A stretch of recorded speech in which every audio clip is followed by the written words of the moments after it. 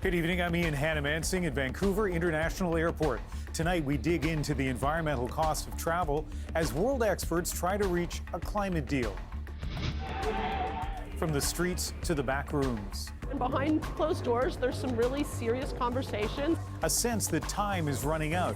And were all those flights to COP26 worth it? Aviation is pretty much anyone's biggest personal carbon footprint. What to consider before booking that next vacation. Ready to reopen. Any progress like that is really exciting. Vaccinated travelers will be able to cross the U.S. Canada land border, but still need a negative test to come home. Investigating a deadly concert crush. People were pushing me. I don't know how my knees were scraping on the ground. The lives lost and a message from the man on stage. Canadians say they want to make the switch. Next car, I'm going for electric car. But only 4% have. What would it take to get more people driving electric? This is The National. And welcome to a special edition of The National from Vancouver International Airport. Travel is starting to take off again, but there will be an environmental impact. Just one transatlantic flight can have the same emissions per passenger as a family's gas-powered car for a whole year. As part of our commitment to covering the story of our changing planet, tonight we focus on the impact of travel and transport. I should point out I've been given permission by YVR to have my mask off here, the terminal, well ventilated, and I'm distanced from other people. So much of the economy revolves around getting people and goods from one place to another. And the more we move by air, sea, or land, the further away we get from our climate targets. That is a challenge confronting COP26 in Glasgow, where Chris Brown shows us world leaders have left and delegates are getting down to the small but difficult details that could make or break this summit.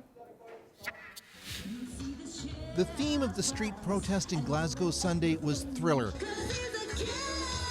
with ghoulish characters trying to draw attention to the real-life horror show they say climate change poses. Activists and civil society groups took to the streets all weekend, warning delegates that failure in the coming week is not an option. I come from the Philippines and I am an indigenous person from the mountains. And this is personally important to me because climate change is killing my people. There have been successes, agreements on halting deforestation, reducing methane, phasing out coal, and financing climate goals. But none are airtight. From week 2, I'm expecting that we will hear more from those who are living up to their commitments, like what they call the producer countries, the less developed countries, and make us a real part of the agenda. Veteran COP watcher Alden Meyer expects talks will turn to compensating poorer nations for the impact of historical emissions. And that's why it's being resisted so hard by the U.S. and other developed countries, Europe and Canada and others. They don't want to be on the hook for more money. But the reality is they have a responsibility. We largely created this problem. Someone who's been in the corridors and back rooms of COP is former Liberal Environment Minister Catherine McKenna. She says the pressure on national delegations to give and take can be tremendous. I would just be banging my head on the table at about 3 a.m. wondering, are we going to get a deal? And then behind closed doors, there's some really serious conversations. Often outside actors are playing a role. The smaller nations here are challenging the larger, big polluting countries to come back this week and raise their ambition. If they won't commit to further reducing their emissions now, then at least declare when they'll have new plans. Chris Brown, CBC News, Glasgow. The obstacles at these summits are political, but the reality of climate change is scientific. And Johanna Wagstaff is looking at the role that science will play in the coming days. Ian, here in Glasgow today, you could almost feel the city take their literal rest day, other than the football match, as we gear up for week 2 of negotiations. Here's what I'll be watching for in the days ahead. First of all, the IPCC science report will be the backbone of the talks. Heads of state, after their fanfare pledges, have all left, and now it's up to negotiators and ministers to work out those details. And it is a grueling process. My experience from previous COPs has shown that tensions run high, little sleep, and countries' priorities going head to head. But scientific advisors will be there, helping to close that gap between pledges and keeping warming below 1.5. Currently, the latest science says that current pledges have our emissions rising 16% by 2030. In order to keep warming below 1.5, we need to drop emissions 45% by 2030. Number 2, accountability. The credibility of countries already on the line after Paris as temperatures and emissions continue to rise. But satellite technology may be the game changer. We now have the technology to track global greenhouse gas emissions in real time, putting the ownership and accountability back on individual countries and businesses. This is something that former Vice President Al Gore was pretty excited about last week, borrowing one of my favorite quotes. There's an old cliche that I'm sure you've heard a million times, you can only manage what you can measure. With the ability to accurately measure how many emissions are coming from what location, and then determine who is responsible for those emissions, that changes everything. Number 3, grassroots solutions. Today, the People's Summit for Climate Justice kicked off. Over the next 4 days, they'll be amplifying voices, ideas, and solutions from communities around the world, hoping to ignite more ambition in global leaders. And it'll be exciting to see what solutions they offer and if those can help close that gap to 1.5. Either way, Ian, we'll find out exactly how close we get in about 5 days. Johanna Wagstaff in Glasgow. Even going to COP26 means making a climate choice. The emissions from taking a single flight are significant. In just a few hours, you can eliminate anything that you tried to do for the last years in terms of being kind to the environment. Coming up later in the show, I'll talk to 2 climate activists about whether it's better to take climate action by staying away from Glasgow. To other news now. Late tonight, for the first time in more than a year and a half, the U.S. border is reopening to non-essential travelers. It's a change people have been waiting for on the road back to normal. But as Callie Ricci shows us, there's one more that many say needs to come. There's about to be a lot more movement on both sides of border crossings like this. Any progress like that is really exciting. You know, our entire industry, our entire economy is really looking forward to getting back to normal. The U.S. is reopening its land borders with Canada for people who are vaccinated. Those crossing into the U.S. won't need a COVID-19 test. But to cross back into Canada, they'll need proof of a negative PCR test done within the previous 72 hours. Those tests can cost hundreds of dollars. We're not going to be taking any chances with the health and safety of Canadians. So it could take a little bit more time, and people are just going to need to plan accordingly. The federal government has been under pressure to drop the pricey test requirement. All of these border policies are being actively looked at the moment. The last very important piece is the elimination of the PCR test. The border opened to American tourists in August, but businesses in Niagara Falls say the test is still a barrier. They didn't see an influx of Americans coming when the border opened up, again because of having to come into Canada and have to come with a negative test. While the streets are more lively now than they were last year, some say pre-pandemic normal still feels distant. So we know that although we partially open things up, it's not enough. People are like water. They'll take the path of least resistance. Unvaccinated travelers can continue to cross the U.S. border for essential reasons like trade and transport. However, by January, essential travelers will be required to be fully vaccinated. Talia Ricci, CBC News, Niagara Falls. So as you just heard, some are frustrated with the PCR testing requirements that remain. And for more on that, let's bring in infectious disease specialist Dr. Susie Hoda. And Dr. Hoda, how useful are these PCR testing requirements at this moment in the pandemic when you consider the vaccination rates and the case rates that we're seeing? Well, it is questionable, really, and it's hard to get empiric data on just how well these testing strategies have worked in capturing cases at the border. I mean, we want to keep things as safe as possible for travel, but at the same time, the PCR test you take at 72 hours before you cross the border reflects your status at that time only. And so people can incubate virus and bring it into the country without realizing it. What do you think needs to happen in the coming weeks or months in order for those testing requirements to be dropped? What sort of things will you be watching for? Well, the overall case counts in the U.S. have been dropping, but there are some hotspots that still have increasing or higher than we'd like case counts. And so I think seeing some stability and reduction in the cases would be helpful. But also the vaccination rates in the U.S. are lower than they are in Canada by, about almost 20%. So, it's trying to see some better vaccine coverage, which I do think will be helped as well by having the younger age groups vaccinated. Dr. Hoda, thank you very much. Thank you. In the U.S., an investigation is underway after a weekend concert tragedy in Houston. The crowd rushed the stage, leaving at least 8 people dead and hundreds more hurt. As Magda Gebersalasa shows us, survivors are trying to figure out what happened. A growing memorial marks the site of Friday's deadly music festival in Houston, while the memories haunt those who survived it. 10 feet away from me was 2 people without a pulse. People were pushing me. I don't know how my knees were scraping on the ground. Videos on social media show the chaos and confusion. A crowd surge, people passing out, others being crushed and trampled. In the end, 8 people between the ages of 14 and 27 died.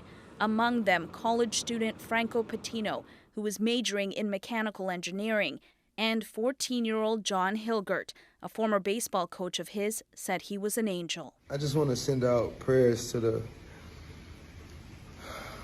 ones that was lost.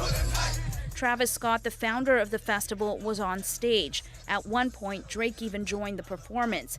Meanwhile, in the crowd, things took a tragic turn. Scott is now speaking out. I'm honestly just devastated. How this happened and specifically what caused the crowd to surge is something police are trying to figure out. This is now a criminal investigation that's going to involve our homicide division as well as narcotics.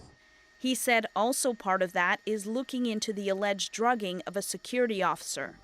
Meanwhile, questions are swirling around why the performance continued to go on. This 18-year-old was seen shouting at a cameraman to stop the show. He was trying to tell him that there was people underneath there dying. Victor Cruz says that is his son. Prior to this, he says the teen was crushed by the crowd, falling under the pressure. Just knowing that my son almost didn't make it home, and then the ones who didn't, I just really feel for them. A sentiment shared by those who continue to show up where it all went so terribly wrong. Magda Gebersalasa, CBC News, Washington. For the first time since May, flags have been raised at all government buildings across the country. The flag over the Peace Tower on Parliament Hill raised late this afternoon. The flags were initially lowered on May 30th after the discovery of unmarked burial sites at a former residential school site in Kamloops, British Columbia. They'll be lowered again at sunrise tomorrow to mark Indigenous Veterans Day before being raised again tomorrow night ahead of Remembrance Day ceremonies. Speaking today on Rosemary Barton Live, Indigenous veteran John Moses says he approves of the government's decision to raise the flags. I concur with the course of action that has been taken. The flag will be raised once again permanently at the conclusion of the ceremony on Thursday. I agree with that. It being understood, however, that their matters will be expedited relative to the implementation of remaining Truth and Reconciliation Commission calls to action. The government is also committed to lowering the flag every September 30th to mark the National Day for Truth and Reconciliation, and says it will work with the National Centre for Truth and Reconciliation to find a place to fly the orange survivors flag. A hot, dry summer in Manitoba has pushed many farmers to the brink. They're concerned about what a change in climate means for the future. And as Marina von Stackelberg explains, many are warning without significant snowfall this winter, they could be in serious trouble by spring. Dairy farmer David Weens has never dealt with a drought like this. His family has been raising cows for 3 generations. The cows are the absolute priority, and if we can't get feed for our cows, then we would simply have to reduce the herd, and of course then you're reducing production, and no one wants to go there. For now, Weens counts himself lucky. He's still able to feed his herd. We'll still be okay that way for this winter, but it's going to be close. Now, our really big concern at this point is, well, you can see how dry it is outside. Dry weather that's plagued the prairies since the summer. A drought so severe, farmers couldn't grow crops to feed their animals. The price to buy feed went through the roof. Some sold their livestock off. And now any moisture left in the soil is pretty well gone. Snow is needed, and lots of it. If the system isn't recharged, then very likely we're going to have a real crop disaster on our hands. Not just a crop disaster, but it's going to be a disaster for the entire economy. The amount of water flowing through Manitoba's Assiniboine River is half of what it should be for this time of year. Rivers and lakes across the province are reporting historic water lows, and it's not getting any better. If we do not get an above average snowfall this winter, we are going to be in terrible shape come spring. You would have to go back to the 1930s to see something this severe. Weens says farms are much better at dealing with drought than they were in the Great Depression. They can weather bad seasons, but he worries what will happen if this continues. Climate change is making it harder to know what the future looks like. One wonders, is this a new normal, or is this another one of those cycles? Despite the uncertainty, he's optimistic rain and snow will come. Marina von Stackelberg, CBC News, near Grunthal, Manitoba. An update tonight on a CBC News investigation into the suspected use of North Korean forced labor in clothes carried by Reitmans. The Canadian retail giant now says it's pulling all connected inventory from its stores.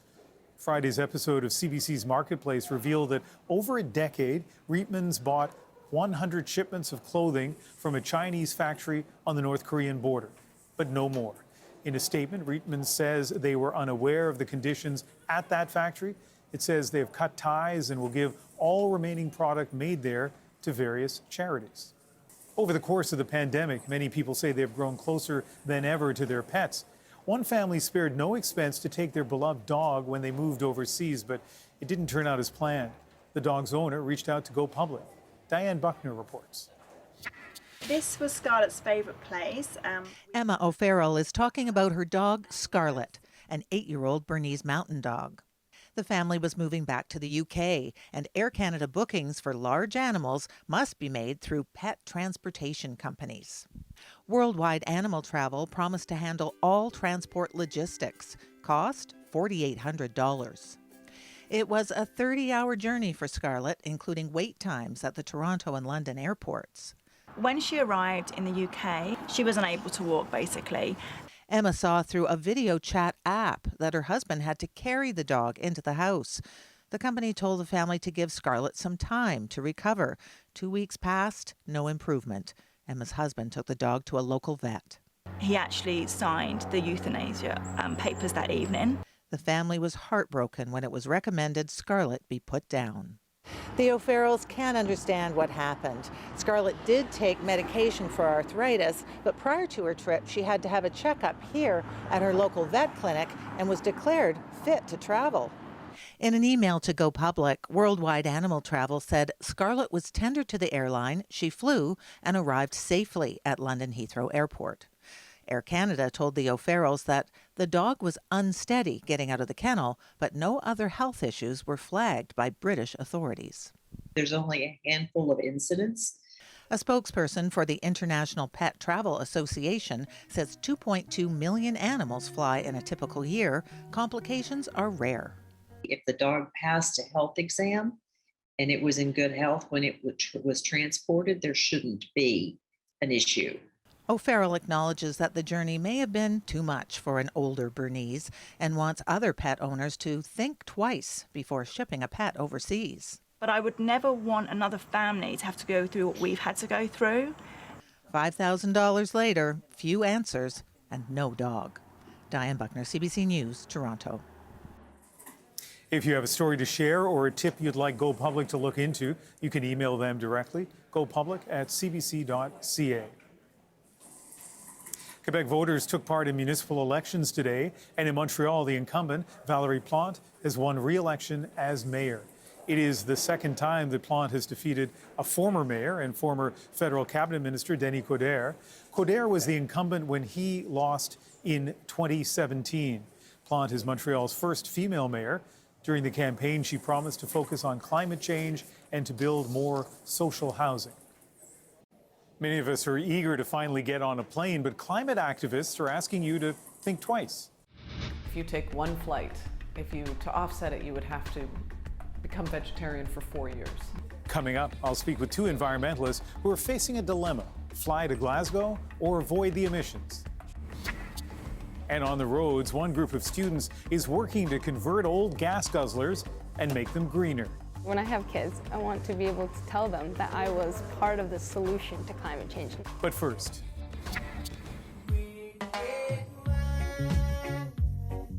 remembering a man who brought a unique sound to the 80s.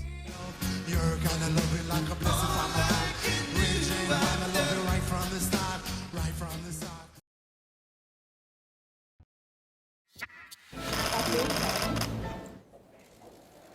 Nicaraguans voted in a presidential election dismissed as a sham and a parody by outside observers. Longtime authoritarian President Daniel Ortega is expected to easily win a fourth term alongside his wife, who's also the vice president.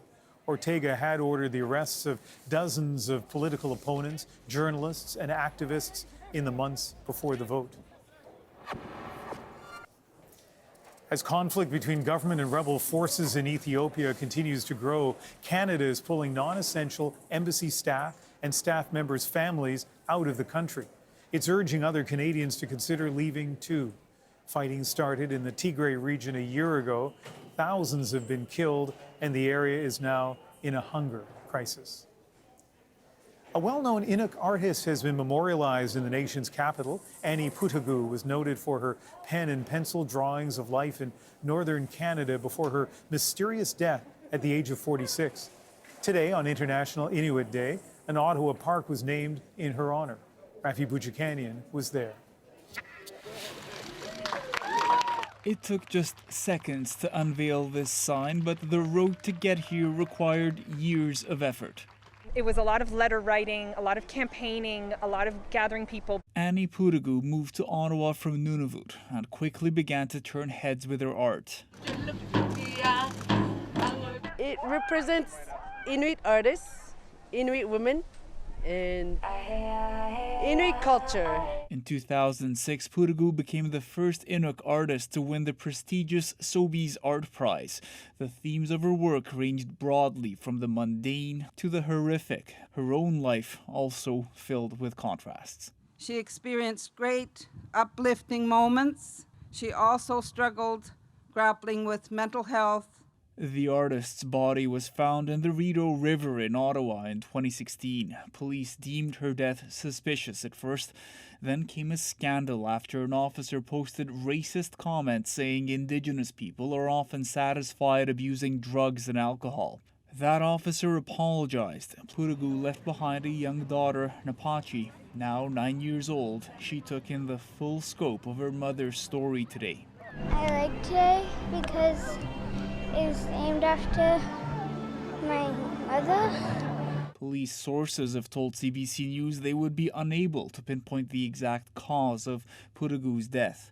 But Napachi's adoptive father hopes the naming of the park after her starts to address other pressing issues about reconciliation. To dedicate an Inuit space here in the national capital of a colonial government, it stands in opposition to their invisibility. A fitting legacy for an artist who always strived to portray the world around her honestly and clearly. Valérie Plante on CBC News, Ottawa.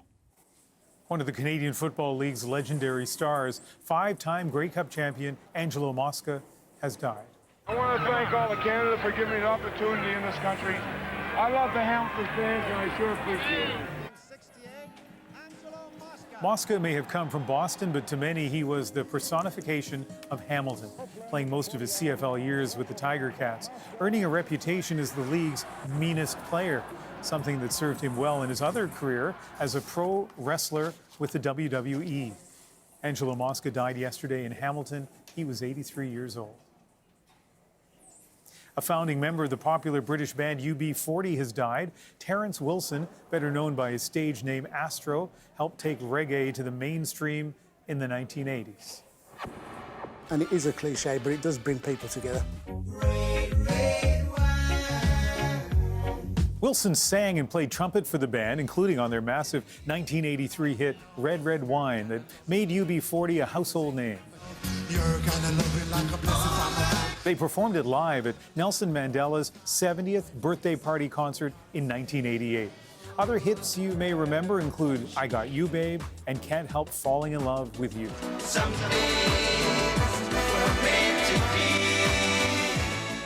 Wilson was preparing to go on tour with a new band next year before his sudden death this weekend after a short illness. Terence Astro Wilson was 64. Next on The National, climate activists have long said flying is bad for the environment. Here at Vancouver's airport, they're taking steps to be greener. I would like us to get to a place where we don't see aviation as the enemy. Will it make a meaningful difference? My conversation with the head of Vancouver's airport next.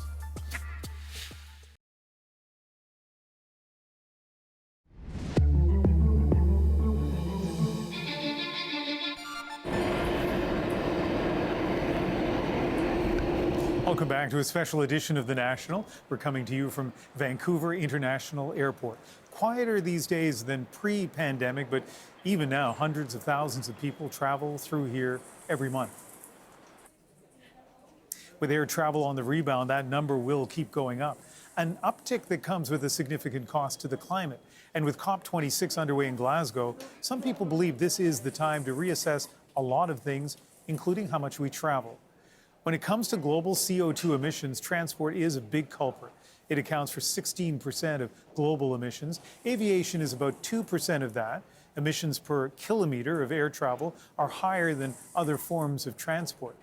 That prompted demonstrations at airports yesterday across the UK and beyond, organized by a group called Stay Grounded, protesting what it calls the greenwashing of air travel.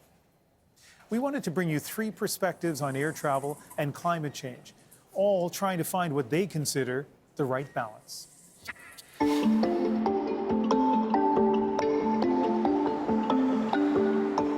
Vancouver Airport CEO describes this as a small city. She says up to 26,000 people work here.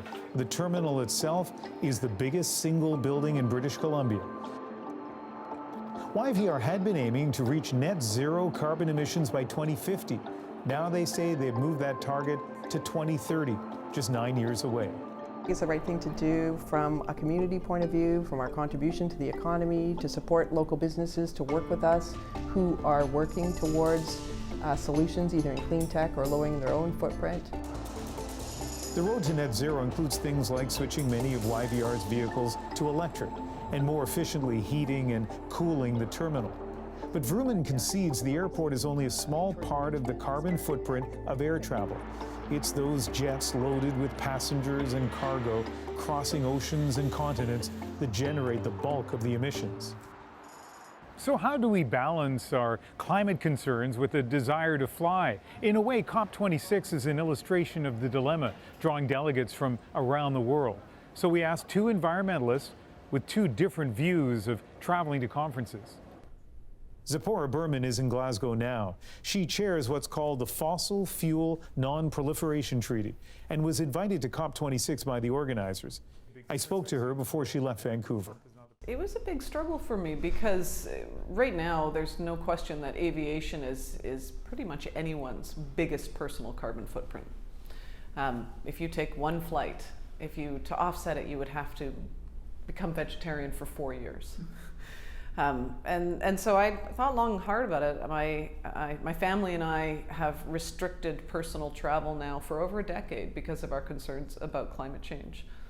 But this Conference of the Parties that's starting in Glasgow next week is a critical moment in human history. We need to hold our governments to account. I think it's really important that we have representatives of civil society there, that we watchdog the process, that we encourage them to be as ambitious as possible. And then we tell the world what's happening inside those rooms. Erica Frank has a different view. The UBC professor says even taking the stairs to our interview instead of the elevator is part of her commitment to use less energy. Her approach to air travel? The thing that's special about flying is that in just a few hours you can eliminate anything that you tried to do for the last years in terms of being kind to the environment. The amount of damage that can be done in a few hours, based on the data, and only based on the data, I went from a life of taking an airplane trip every month or so for work, and often also for pleasure, to one where I do so usually once a year or so. And it was because the pleasure and the professional gain that I might have gotten from doing that, it wasn't fair.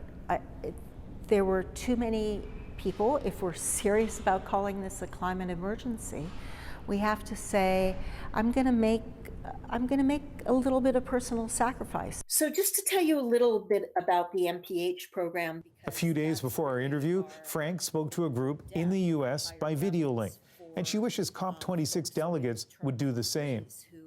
I have friends who are more serious about this, more virtuous than me about this, and who don't travel by air anymore and severely restrict their travel. But I restrict it some. I try to look for alternatives, and I try to encourage others to do the same, because it's the single most important thing that the 11% of the world who flies can do to reduce our personal carbon footprint. As you heard, Berman agrees we should try to reduce our flights, but as a veteran of COP conferences, she says it's important to meet face to face. If you do it on Zoom, you don't actually build trust and personal relationships, and these issues are hard. And a lot of the meetings happen behind closed doors, so it's about access. When you go to a conference of the parties, it's shocking how much access you have, because there are all the ministers just walking in the halls. There are some of the world's leading experts, economists and scientists, and everyone's together in one building. And so more gets done in that 2-week period than that gets done in the year in between.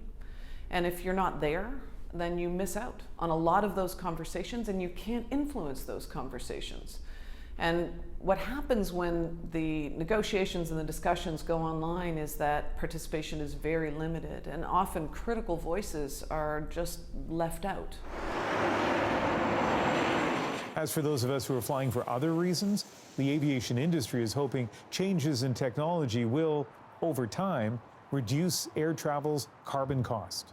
You know, Canada is a great country in so many ways. We're blessed by big geography and small population. So we need to fly in order to create the social and the economic connections, in order to move goods for trade. We need a healthy aviation sector. So I would like us to get to a place where we don't see aviation as the enemy, we see carbon. And so how do we decarbonize aviation so that there's not that same kind of trade-off? Because we need to fly, given our geography and given the size of our population. So that's why we're doing what we're doing. So when is aviation going to become, as Vrooman described, decarbonized? Well, here's an example. Boeing, the airplane manufacturer, says by 2030, new passenger jets will be able to use 100% biofuels. That would significantly reduce emissions. But Boeing concedes a lot of work still needs to be done to increase the supply of sustainable jet fuels and reduce the cost. Still to come. Next car, I'm going for electric car. From the skies to the roads, electric vehicles are still hard to get. How one organization is trying to change that. Plus, I would love to get behind the wheel of that car and drive it. Is it possible to turn your gas car electric? One group of students thinks so, and their story is next.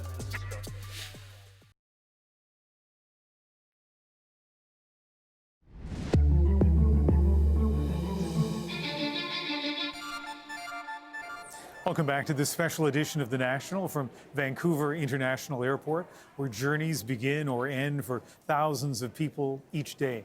As world leaders meet to discuss the climate crisis at COP26, we're looking at the critical impact of transportation.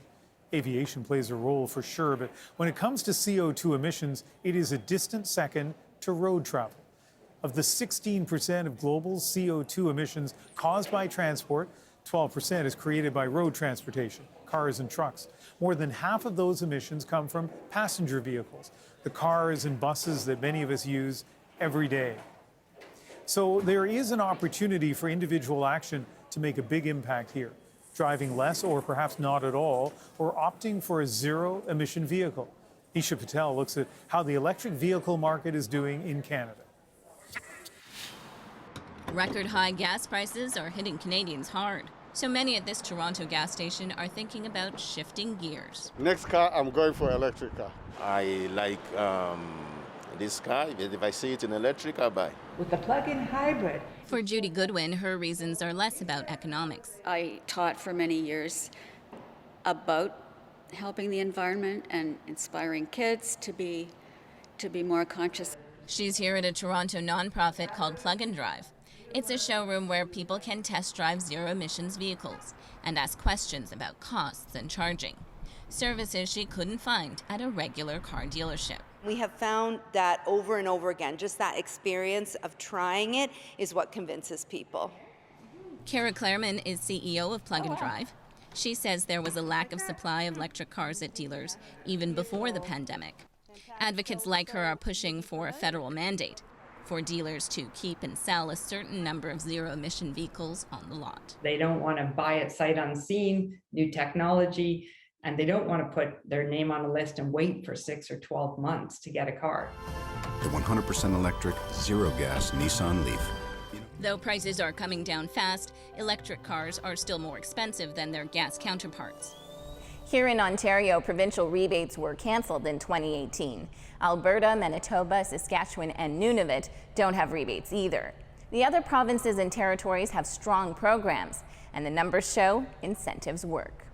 The federal government also offers a rebate of up to $5,000.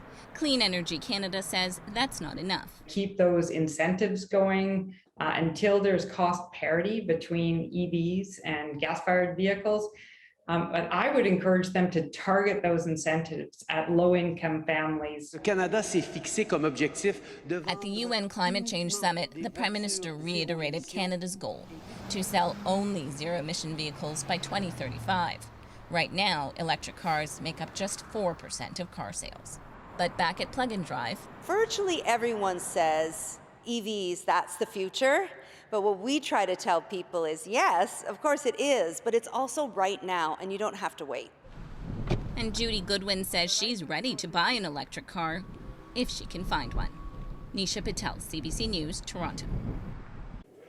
Right now, electric vehicles are out of reach for many Canadians, but a group of students at the University of Calgary has a unique solution. They're transforming some old classics into climate-friendly electric cars. Nick Purdon takes a closer look. When we're able to finish this car, it'll just mean that we're one step closer to solving the world's climate problem. Meet Ratik Kapoor. In this underground garage in Calgary, he believes he can help save the world. I am very passionate about solving the climate problem.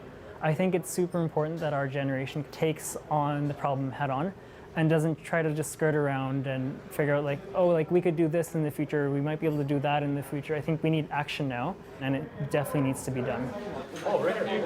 Taking action here means a group of young people converting this 1966 Volvo into a fully electric car.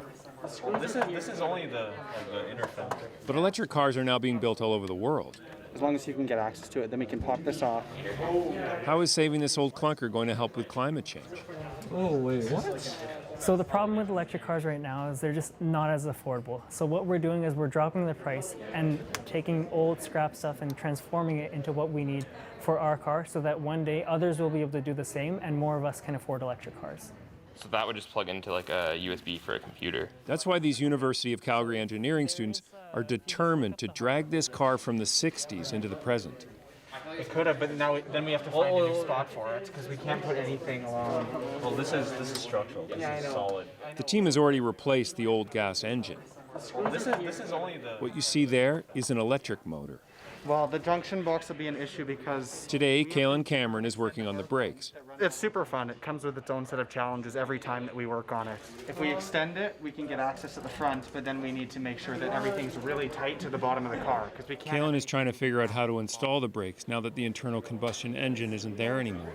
We only have limited access to manuals that are from 1962 or 64 or anything in between.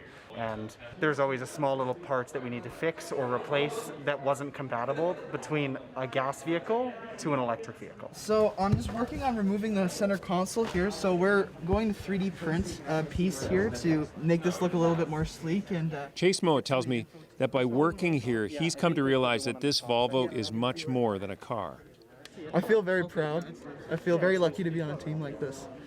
It feels very, very rewarding to be part of something I think that's probably bigger than myself. They want to redesign a lot, but I think for them. That's really the sentiment of everyone here. Could, because there's on the other one right down here that we could attach to. They're committed. They've put in months of work, thousands of hours, all on their own time. So I'm just testing the distance. I'm just seeing if I get closer than 20 centimeters, you'll see that it says it gives me an error. One of the leaders here is Kamila Abdrazakov. It's not lost on her that as they work on the car, the world's leaders are meeting once again to try to solve the climate crisis. I feel like there's just been so much talk about climate change. It's always talk. It's always we need to do something. We should do something. And nobody ends up doing anything. And so I'm really happy that we are at a stage where we are doing something. It's not just talking for us. We're constantly in the garage here working, making a difference, and that's what matters, really. And then, so if we follow that along here. So we actually took out the dashes. Yeah, you can oh, see nice, here. okay. Camilla says for the project to be successful, it isn't enough to just electrify this old car. We have like some bottle holders and stuff like that. Yeah. To really have an impact on climate change, they need people to buy into their idea and want to drive cars like this one. So this is our infotainment system. That's why the team is modernizing the Volvo. Rethinking some of the different aspects of our design. Complete with cutting-edge sound system and climate control. All right, we can check out the other battery box. Yes. Ratik tells me that if it weren't for COVID, the car would be done. Now that they're able to work on it again, he can see the finish line. I would love to get behind the wheel of that car and drive it. As soon as we have it in a drivable state, I hope I'm the first one to take it out for a spin and show that, like, even though this is like an old 1960s car, we converted it to an electric, and it's capable of doing exactly what the other cars on the road are capable of doing. And at the end of the day, yes, people want to drive this. Yeah.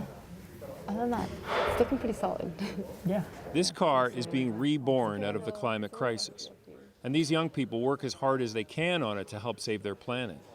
I think that it was just attached right here, right? But Camilla, even at 20, says her focus is not only on herself. Yeah, that could work, that could work. Slap it right there. When I have kids, I want to be able to tell them that I was part of the solution to climate change, not that I just sat around, did nothing. It's so easy to be overwhelmed that it can be hard to start to make a difference, to just, take that one step. And I think this is a huge step. So I'm incredibly proud to be here, and I'm very excited for what the future holds for us. Nick Purdon, CBC News, Calgary. Next, the pandemic has reconnected a retired naval architect with his lifelong passion. I've sailed every year of my life since I was like 15 years old. This seasoned sailor's quest back to the water is our moment. Right after this.